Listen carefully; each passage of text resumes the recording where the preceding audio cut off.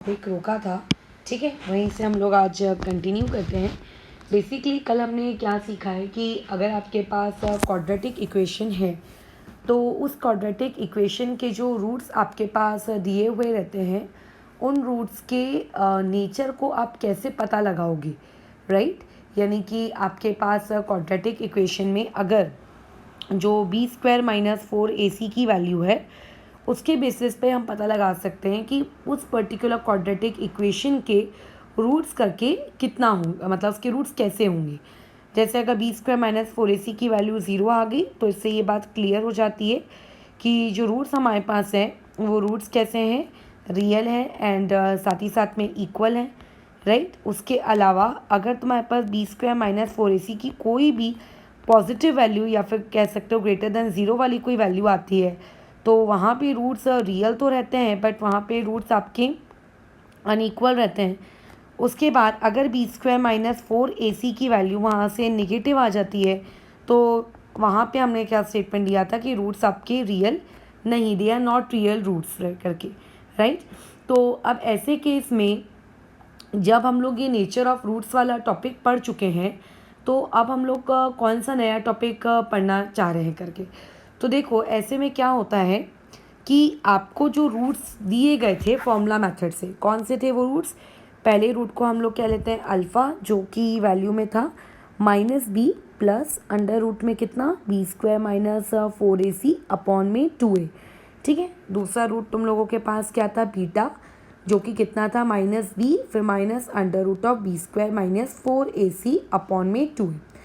तो ये थे अल्फ़ा और बीटा उस पर्टिकुलर क्वाड्रेटिक इक्वेशन के रूट्स, ठीक है, जहाँ पे ए बी सी ये सब क्या है आपके उस पर्टिकुलर क्वाड्रेटिक इक्वेशन। जैसे कि अगर क्वाड्रेटिक इक्वेशन है ax² + bx + c = 0 तो a क्या है x² के सामने का कोएफिशिएंट, b क्या है, ठीक है, आपके x के सामने का कोएफिशिएंट और c क्या है वहाँ पर आपका कांस्टेंट, राइट। तो ऐसे केस में ए बी सी के बारे में हम जानते हैं, फॉर्मूला मेथड से हमने रूट्स भी निकाल के रखे हैं। अब इन रूट्स का करते क्या है, तो एक काम करो, ये जो रूट्स हमारे पास आए हैं इन रूट्स का एक बार ना सम निकाल के देखो। सम का मतलब होता है एडिशन, अल्फ़ा प्लस बीटा की वैल्यू। तो देखो अल्फ़ा प्लस बीटा की वैल्यू यहाँ पे करने पे कितना आएगा, तो -b प्लस अंडर रूट में कितना b² - 4ac अपॉन में कितना 2a प्लस में बीटा कितना है -b माइनस अंडर रूट में b² - 4ac अपॉन में कितना है 2a। अब देखो दोनों के डिनोमिनेटर सेम है तो तुम डिनोमिनेटर को एक ही बार लिख सकते हो इस तरीके से 2a, और न्यूमरेटर में आपके पास क्या आएगा -b plus under root of यहाँ पे b² - 4ac ना लिखते हो मैं d लिख देती हूँ, हमें पता है करके कि उस चीज़ को शॉर्ट फॉर्म में d कहते हैं। फिर प्लस का साइन एंड अगेन यहाँ पे -b माइनस अंडर रूट में ये वाला पार्ट d। तो देखो ये वाला पार्ट और ये वाला पार्ट तो तुम्हारा कैंसिल हो गया, जो ऊपर तुम्हारे पास बचा वो क्या है आपके पास -b एंड -b। तो इस चीज़ को मैं क्या लिख सकती हूँ -2b और अपॉन में कितना आ जाएगा 2a। तो तुम्हारे पास से ये दोनों 2 और 2 क्या हो गए कैंसिल हो गए, तो यहाँ से -b अपॉन a। तो यहाँ से हमें एक बात समझ में आ गई कि अल्फ़ा प्लस बीटा, यानी कि कल को अगर आपको दो क्वाड्रेटिक इक्वेशन के जो रूट्स होते हैं उन रूट्स की अगर सम निकालने को बोल दिया जाए तो तुम उन रूट्स का सम कैसे निकालोगे, बाय सिंपली एडिंग दैम, और वो वाली चीज़ कितने के बराबर आएगी -b/a के। यानी कि तुम्हें ऐसा नहीं करना पड़ेगा कि कल को एक क्वाड्रेटिक इक्वेशन दी है तो उस पूरी क्वाड्रेटिक इक्वेशन को पहले मिडिल टर्म स्प्लिटअप से तुम सॉल्व कर रहे हो और मिडिल टर्म स्प्लिटअप से सॉल्व करने के बाद करके तुम उसमें उसके जो दो रूट्स आए हैं उन दोनों रूट्स का फिर एडिशन कर रहे हो। ऐसा करने की नीड ही नहीं है। सिंपल क्या करना है, जैसे कोई भी आपके पास क्वाड्रेटिक इक्वेशन दी हुई है, जैसे मान लेते हैं क्वाड्रेटिक इक्वेशन दी है x² - 10x और +9 = 0, और यहाँ से a की वैल्यू तो तुम लिख ही लोगे, a = 1 है, b = -10 है और c = 9 है। तो अगर कोई तुमसे यहाँ पे पूछता है कि सम ऑफ द रूट की वैल्यू कितनी है, यानी कि अल्फ़ा प्लस बीटा की वैल्यू यहाँ कितनी है, तो ऐसे में पगले समान उस पर्टिकुलर क्वाड्रेटिक इक्वेशन को ना स्प्लिट मत करना, ठीक है, उसे बिल्कुल स्प्लिट मत करना। वहाँ पे सिर्फ आपको क्या करना है, जो आपका अल्फ़ा प्लस बीटा है वो किसके बराबर होता है, अभी अभी हम लोगों ने ऊपर निकाला, माइनस बी बाई ए के बराबर होता है, तो यहाँ पे आ जाएगा माइनस बी अपॉन ए। ठीक है, माइनस बी की जगह पे क्या लिख दोगे, -10 और ए की जगह पे कितना है 1। तो यहाँ से अल्फ़ा प्लस बीटा की वैल्यू कितनी आ गई है, 10 आ गई है। ठीक है, यानी कि जो भी उस क्वाड्रेटिक इक्वेशन के 2 रूट्स होंगे, उन 2 रूट्स को अगर आप ऐड करते तो ऐड करने के बाद आंसर कितना आता है 10। तो उसके लिए तुम्हें पूरी क्वाड्रेटिक इक्वेशन को सॉल्व करने की नीड नहीं है। तो जैसे हमने यहाँ पे सम ऑफ द रूट निकाला, तुम्हें डिफरेंस ऑफ द रूट निकालने की कोई नीड नहीं है, बराबर। आपको सम ऑफ द रूट काफ़ी है। अब यहाँ से आ जाते हैं, फिर और क्या निकालना है, तो यहाँ से काम करो, अब जो 2 रूट निकाले थे ना उन लोगों को मल्टीप्लाई करो। ठीक है, तो उनका प्रोडक्ट निकालो, राइट। तो पहला रूट क्या है, minus b plus under root में क्या लिख देती हूँ मैं, डी अपॉन में आ जाता है 2a। दूसरा ब्रैकेट क्या है, माइनस बी अंडर रूट में कितना आ जाएगा, डी अपॉन में कितना आ जाएगा 2a। तो तुम ये देखो कि नीचे तो ये वाली चीज़ हो गई 4 times of A square, right, 4a square आ गया। और ऊपर में देखो ये क्या हो जाएगा, ये वाला पार्ट और ये वाला पार्ट दोनों सेम है, बस फ़र्क इतना है कि इस पर्टिकुलर पोजीशन पे प्लस लगा हुआ है, ठीक है, और उसके बाद इस पर्टिकुलर पोजीशन पे माइनस लगाए। सिर्फ एक प्लस माइनस का ही डिफरेंस है। तो आप यहाँ पे ए प्लस बी और ए माइनस बी की आइडेंटिटी को यूज़ कर सकते हो।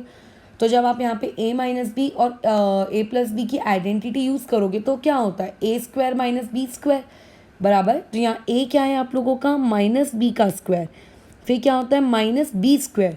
तो बी कौन है, अंडर रूट ऑफ डी और फिर उसका स्क्वायर, राइट। तो देखो माइनस बी का स्क्वायर ये कितना हो गया, बी स्क्वायर, स्क्वायर और तुम्हारा अंडर रूट हट जाएगा, तो तुम्हारे पास सिर्फ क्या बचेगा, डी। क्या हम लोगों को डी की वैल्यू पता है, तो हाँ हम लोगों को डी की वैल्यू पता है। क्या होता है D, B square minus 4ac, यही होता है आपका डी, है ना। अच्छा, अब उसके बाद यहाँ पे ब्रैकेट ओपन कर लो, तो ये वाली चीज़ कितनी हो जाएगी, b square minus b square और ये हो जाएगा प्लस 4ac अपॉन में यहाँ से कितना आएगा 4a स्क्वायर। तो अब देखो ये पार्ट और ये पार्ट तो गया, तो यहाँ से तुम्हारे पास क्या बचा 4ac और यहाँ पे 4a स्क्वायर, 4 और 4 कैंसिल हो गया और आपके पास फाइनल में क्या बचा, c अपॉन a।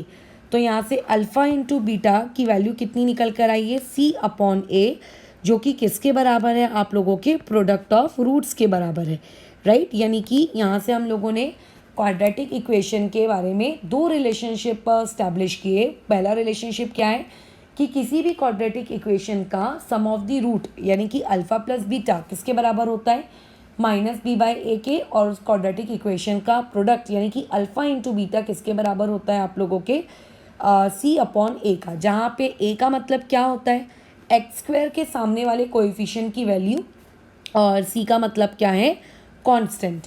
ठीक है, तो अब देखो तुम्हें सवाल किस तरीके से रह सकता है, बहुत ही सिंपल सवाल पहले मैं बता रही हूँ।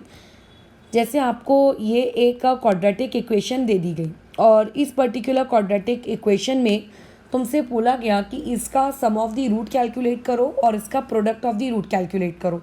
तो ऐसे केस में सबसे पहले इस क्वाड्रेटिक इक्वेशन का ना ए बी और सी तुम लोग लिख लेना।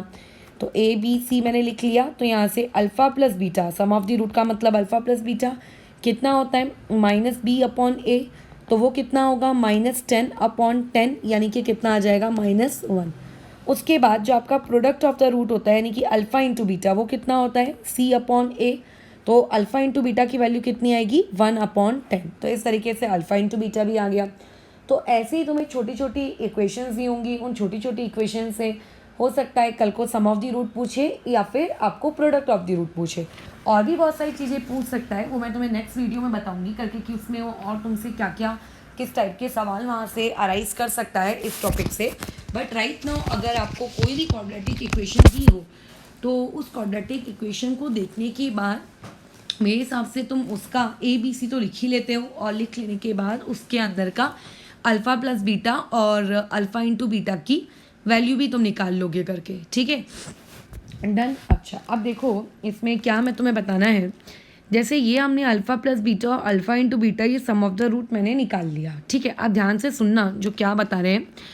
मैंने आप लोगों को फर्स्ट डे ही कहा था कि जो क्वाड्रेटिक इक्वेशन होगी, क्वाड्रेटिक इक्वेशन के आपके पास मैक्सिमम कितने रूट्स निकल के आएंगे? मैक्सिमम आप यहाँ से सिर्फ और सिर्फ कितने रूट्स कैलकुलेट कर सकते हो? 2 रूट्स, बस बात खत्म। अब उन 2 रूट्स को हमने क्या नाम दिया था? एक को नाम दिया था अल्फ़ा और एक को नाम दिया था बीटा। क्या तुम्हें रूट्स का मतलब पता है? 9th स्टैंडर्ड में पॉलिनोमियल चैप्टर पढ़ते हैं, राइट? उसमें हम लोगों को रूट्स, सॉल्यूशन, फैक्टर, राइट, ये शब्द जीरोस, ये वर्ड हम सुनते हैं। तो इन वर्ड्स का मीनिंग क्या है? What do you mean by the term root है, what do you mean by the term वो उसका फैक्टर है, what do you mean by the term वो उसका सोल्यूशन है। तो अगर अल्फ़ा और बीटा उस क्वाड्रेटिक इक्वेशन के रूट्स हैं, राइट, तो इसका मतलब क्या है कि अगर उस क्वाड्रेटिक इक्वेशन में तुम x की जगह पे अगर अल्फ़ा पुट करोगे और अगर x की जगह पे बीटा पुट करोगे, ठीक है, तो तुम्हारा LHS और RHS क्या हो जाएगा? आपका ज़ीरो मतलब इक्वल हो जाएगा। ठीक है, रूट होने का मतलब ही क्या होता है कि एक ऐसी वैल्यू, ठीक है, जो वेरिएबल की जगह पुट की जा सके, जिसको पुट करने से LHS और RHS क्या हो जाए? इक्वल आ जाए। तो क्योंकि अल्फ़ा और बीटा, ठीक है, हम लोगों के रूट्स हैं, अल्फ़ा एंड बीटा ये क्या है? आप लोगों के रूट्स हैं। किस चीज़ के रूट्स हैं? आपके क्वाड्रेटिक इक्वेशन के। तो क्या मैं ये कह सकती हूँ कि जब हम लोग x की जगह पे अल्फ़ा पुट करेंगे या फिर जब हम x की जगह पे बीटा पुट करेंगे, तो x equal to alpha and x equal to beta वो भी क्या होंगे? आपके फैक्टर्स होंगे। किस चीज़ के फैक्टर्स होंगे? आपके उस पर्टिकुलर क्वाड्रेटिक इक्वेशन के। ठीक है, लेकिन 9th क्लास में क्या हम फैक्टर्स को इस तरीके से लिखते थे क्या? नहीं, फैक्टर्स को तो हम इस तरीके से लिखते हैं ना, या फिर इस चीज़ को ऐसे भी तो लिखा जा सकता है। अगर इस प्लस अल्फ़ा को मैं यहाँ ले आऊँ तो कि x minus alpha equal to 0, और यहाँ पे अगर मैं बीटा को शिफ्ट कर लूँ तो x minus beta equal to 0 बराबर। ये भी क्या है? आप लोगों के फैक्टर्स हैं। किसके फैक्टर्स है? क्वाड्रेटिक इक्वेशन के। अगर ये दोनों फैक्टर्स हैं क्वाड्रेटिक इक्वेशन के, तो इन दोनों का जो प्रोडक्ट होगा, ठीक है, इन दोनों का जो प्रोडक्ट होगा वो प्रोडक्ट भी एक्चुअल में क्या होगा? फैक्टर होगा। ठीक है, x minus alpha and x minus beta का जो प्रोडक्ट है, ठीक है, is a factor of quadratic equation. वो क्या है? आपके उस क्वाड्रेटिक इक्वेशन का फैक्टर है। ठीक है, अब तुम यहाँ से एक काम करो, जरा x माइनस अल्फ़ा और x माइनस बीटा को मल्टीप्लाई कर लो। तो यहाँ से तुम क्या देखोगे कि मल्टीप्लिकेशन करने के बाद कितनी आ रही है ये चीज़? ये आता है एक्स स्क्वायर, ठीक है, फिर आता है माइनस अल्फ़ा एक्स, और उसके बाद कितना आता है? माइनस ऑफ बीटा एक्स, और फिर कितना आता है? Plus alpha beta equal to 0। अब यहाँ से ना माइनस साइन और एक्स वाला साइन ना हम कॉमन निकाल लेते हैं। तो माइनस मैंने कॉमन निकाला, तो ब्रैकेट में क्या बचेगा? अल्फ़ा, और साथ में क्या बचेगा? प्लस बीटा, और यहाँ ब्रैकेट में आएगा एक्स, और यहाँ पे आएगा plus alpha beta equal to कितना? बोलो, 0। ठीक है, तो ये वाली मेरे पास एक इक्वेशन फ्रेम हो गई। अब यहाँ पे तुम अगर ध्यान से देखोगे तो अभी अभी मैंने कहा है कि अल्फ़ा प्लस बीटा को हम लोग क्या कहते हैं? सम ऑफ दी रूट कहते हैं। ठीक है, अल्फ़ा प्लस बीटा का मतलब क्या है? सम ऑफ दी रूट। ठीक है, और उसके बाद यहाँ पे जो ये अल्फ़ा इंटू बीटा, इस अल्फ़ा इंटू बीटा को हम लोग क्या कहते हैं? प्रोडक्ट ऑफ दी रूट कहते हैं।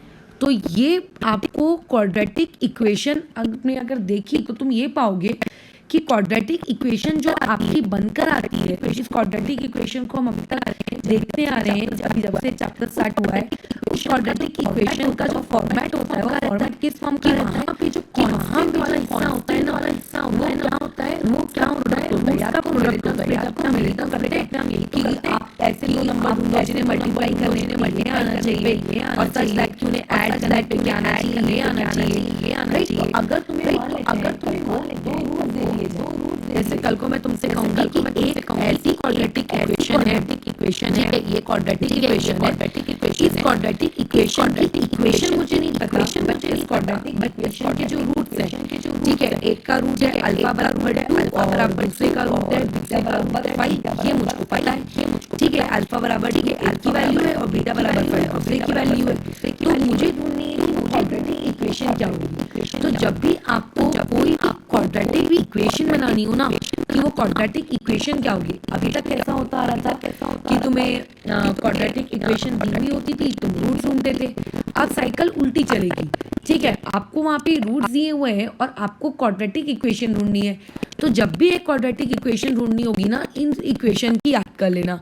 कैसे ढूंढते हैं हम लोग क्वाड्रेटिक इक्वेशन? जैसे आपको ये रूट दे दिया अल्फा इक्वल टू 2 और बीटा इक्वल टू 5, तो क्वाड्रेटिक इक्वेशन ढूंढने से पहले इन दोनों का तुम्हें क्या निकालना पड़ेगा? सम, जो कि कितना आता है 7, और इन दोनों का प्रोडक्ट निकालना पड़ेगा जो कि कितना आता है 10 बराबर। तो ऐसे केस में जो भी तुम्हारे को क्वाड्रेटिक इक्वेशन बनानी है उस क्वाड्रेटिक इक्वेशन का जो फॉर्मेट होगा वो फॉर्मेट किसके जैसा होता है कि एक्स स्क्वायर माइनस आपका अल्फा प्लस बीटा की वैल्यू, फिर आपका वो वेरिएबल एक्स और प्लस किसकी वैल्यू अल्फा बीटा की इक्वल टू 0। तो बस इस रिक्वायर्ड फॉर्मेट में आप वैल्यूज पुट कर दो, तो ये आ जाएगा 7x और ये आ जाएगा +10 इक्वल टू 0।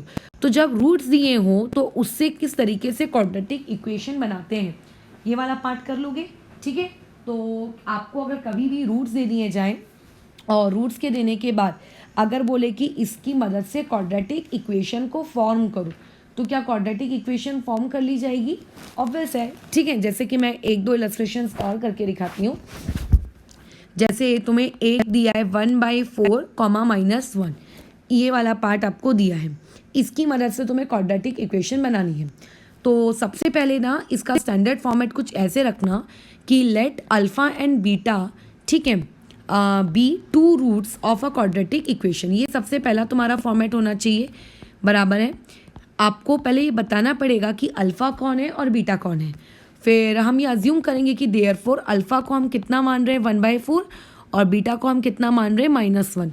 तुम चाहो तो वैल्यूज रिवर्स भी कर सकते हो, ठीक है, ऊपर नीचे भी कर दोगे तो भी चलेगा।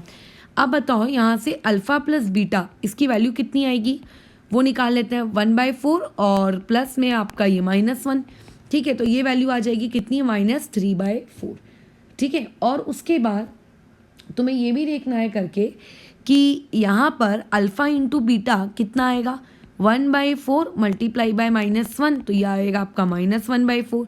तो ये मुझे अल्फ़ा प्लस बीटा मिल गया, अल्फ़ा इंटू बीटा भी मिल गया।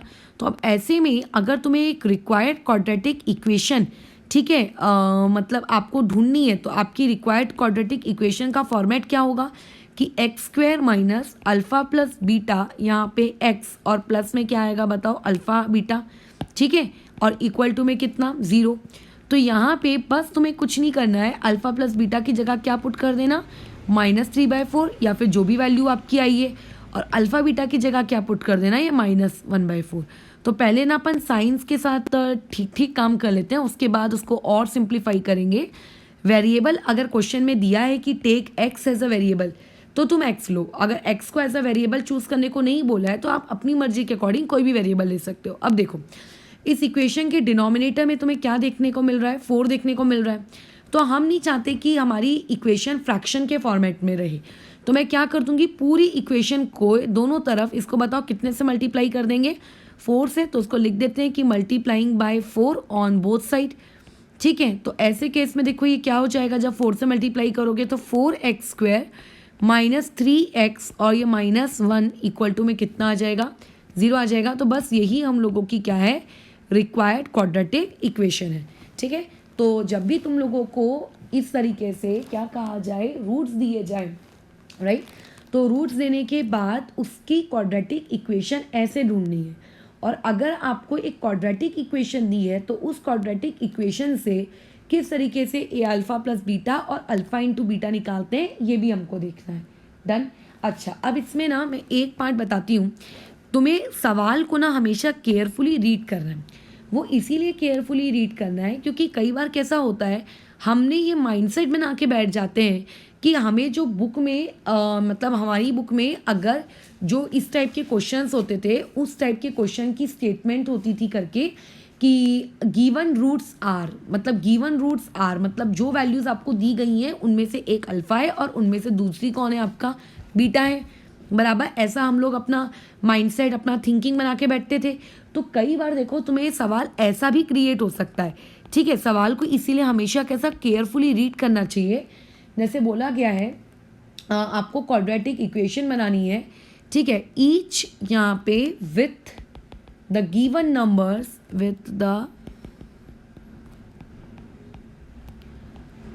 given numbers as sum and product of its zero, sum and product of its root। अब ध्यान दो, यानी कि इस क्वेश्चन में आपको गिवन क्या है कि जो नीचे में आपको नंबर मिलने वाला है, जैसे एक नंबर मिला 0 और दूसरा मिला √5, या और एक आपको मिला है सेकेंड केस में √2 और उसके बाद मिला है 1/3। तो ऐसे केस में ये जो 0 है ये तुम्हारा अल्फ़ा नहीं है, ठीक है, क्योंकि क्वेश्चन को अगर ढंग से रीड करोगे तो क्या बोल रहा है कि जो नीचे में आपको गिवन नंबर्स दिए हैं वो क्या है, वो सम है, यानी कि ये अल्फ़ा प्लस बीटा की वैल्यू है। और ये जो दूसरा नंबर है ये कौन है, आपका प्रोडक्ट है, यानी कि ये अल्फ़ा इंटू बीटा की वैल्यू है। ठीक है, इसीलिए सवाल को ठीक से रीड करना कि वहाँ जो गिवन नंबर्स है वो आपको रूट्स दे रहा है कि उन रूट्स का सम और प्रोडक्ट दे रहा है। ठीक है, तो इस पर्टिकुलर क्वेश्चन में अल्फ़ा प्लस बीटा कितना है 0 और अल्फ़ा इंटू बीटा कितना है 5। गिवन वगैरह लिख लेने के बाद अगर कोई मुझसे पूछेगा कि इस पर्टिकुलर इक्वेशन की रिक्वायर्ड क्वाड्रेटिक इक्वेशन क्या है, तो रिक्वायर्ड क्वाड्रेटिक इक्वेशन क्या होगी, x square minus alpha plus beta यहाँ पे एक्स और प्लस आपका अल्फ़ा बीटा इक्वल टू कितना 0। तो यहाँ पे अल्फ़ा प्लस बीटा की वैल्यू कितनी दी गई है 0 times of x plus alpha into beta कितना है √5। ठीक है, तो यहाँ से तुम्हारे पास जो गिवन क्वाड्रेटिक इक्वेशन है वो कितनी आई, X square plus √5 equal to बोलो कितना 0 करके, ये ऐसे। ठीक है, समझ गए कैसे करना है। तो इसीलिए सवाल को ठीक से रीड करना। जैसे एक मैं ये करके दिखा देती हूँ, इसमें भी आपको जो ये √2 दिया है ये अल्फ़ा की वैल्यू नहीं है, ये उसके सम की वैल्यू, यानी कि अल्फ़ा प्लस बीटा। यहाँ पे जो ये 1/3 दिया है ये अल्फ़ा या बीटा की वैल्यू नहीं है, ये कौन है आपका अल्फ़ा इंटू बीटा। तो ऐसे केस में अगर आपको ये पूछेगा कि वहाँ पे रिक्वायर्ड क्वाड्रेटिक इक्वेशन तुम लोगों की क्या है, तो रिक्वायर्ड क्वाड्रेटिक इक्वेशन क्या होगी, x square minus alpha plus beta times of x और प्लस क्या आ जाएगा अल्फ़ा बीटा इक्वल टू 0। ठीक है, तो यहाँ पे ये x square minus alpha plus beta times of x जो कि कितना दिया हुआ है इस सवाल में √2 दिया हुआ है, तो यहाँ पे आ गया √2x और प्लस अल्फ़ा बीटा की वैल्यू कितनी दी है 1/3। अब अच्छा नहीं लग रहा है ना कि डिनोमिनेटर में 3 है करके, तो हम पूरी इक्वेशन के दोनों साइड्स को क्या कर देते हैं 3 से मल्टीप्लाई कर देते हैं, तो multiplying by 3 on both sides. ठीक है, तो ये बताओ क्या हो जाएगा, ये हो जाएगा आपका 3x स्क्वायर माइनस कितना हो जाएगा 3√2x और ये कितना हो जाएगा +1 इक्वल टू 0। तो ये तुम्हारे पास रिक्वायर्ड क्वाड्रेटिक इक्वेशन है, राइट। तो इस पूरे की पूरी क्लास में हम लोगों ने क्या क्या चीज़ें सीखी।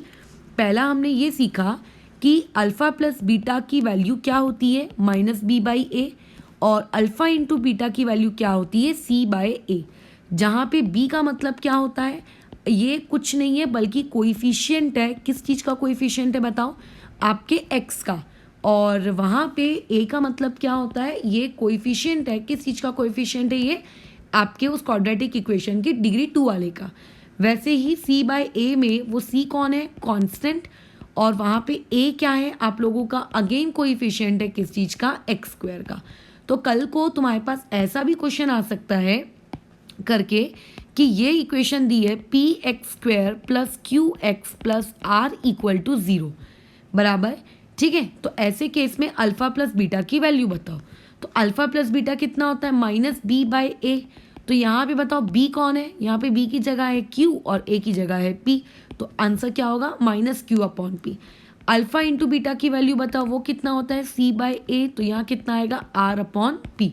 तो ये हमारा पहला टॉपिक था जो हमने सीखा। दूसरा टॉपिक हमने ये सीखा कि अगर तुमको अभी तक हमेशा क्वाड्रेटिक इक्वेशन दी हुई रहती थी, लेकिन अगर तुमको अभी क्वाड्रेटिक इक्वेशन ठीक है एक बनानी हो तो तुम किस तरीके से क्वाड्रेटिक इक्वेशन फ्रेम करोगे, उसका फॉर्मेट क्या होता है। जो भी वेरिएबल चूज कर रहे हो, लेट्स से मैं x ले रही हूँ, तो x का square minus alpha plus beta times of x और plus alpha into beta equal to बोलो कितना 0। ठीक है, अब इसमें ना क्वेश्चन में दो चालाकी दे सकता है, या तो फिर आपको जो दो नंबर्स देगा क्वेश्चन को रीड करोगे तो हो सकता है वो अल्फ़ा बीटा हो, बट ऐसा भी हो सकता है कि आपको जो नंबर्स दिए जा रहे हैं वो ऑलरेडी आपको सम और क्या दिए गए, प्रोडक्ट दिए गए, तो फिर तुम्हें डायरेक्टली यहाँ पे क्या करना है, पुट करना है। ठीक है, तो ये वो पार्ट है यहाँ पे सबसे ज़्यादा गड़बड़ी वो क्रिएट करता है। तो इस चीज़ को मेरे हिसाब से इसमें हम लोगों ने क्या क्या सीख लिया है वो क्लियर है। एक इक्वेशन को देख के आप अल्फ़ा प्लस बीटा और अल्फ़ा इंटू बीटा की वैल्यू निकाल लोगे, और दूसरा उसके बाद तुम ये कैलकुलेट कर लोगे करके कि उस पर्टिकुलर इक्वेशन में से मतलब क्वाड्रेटिक इक्वेशन बनानी कैसे है। अभी इसी चीज़ का हम लोग पार्ट 2 सीखते हैं। पार्ट 2 में कुछ न्यूमेरिकल्स रहेंगे, वो न्यूमेरिकल्स आपको करने हैं। तो अभी जितना इस पार्ट में हमने सीखा उसके बेसिस पर जो तुम लोगों की एक्सरसाइज नंबर 2.5 है, उस एक्सरसाइज 2.5 का क्वेश्चन नंबर 4 ये वाला पार्ट कंप्लीट कर सकते हो। ठीक है, इसमें कोई दिक्कत नहीं आएगा। और उसके बाद जो तुम लोगों का प्रॉब्लम सेट है उसमें से मैं देख लेती हूँ क्या काम किया जा सकता है करके। प्रॉब्लम सेट में से ना, प्रॉब्लम सेट में ऐसा कोई सवाल नहीं है। ठीक है, तो ये वाला पार्ट फिनिश रखो, फिर हम लोग आगे बढ़ते हैं अभी इसी के एक नेक्स्ट पार्ट में।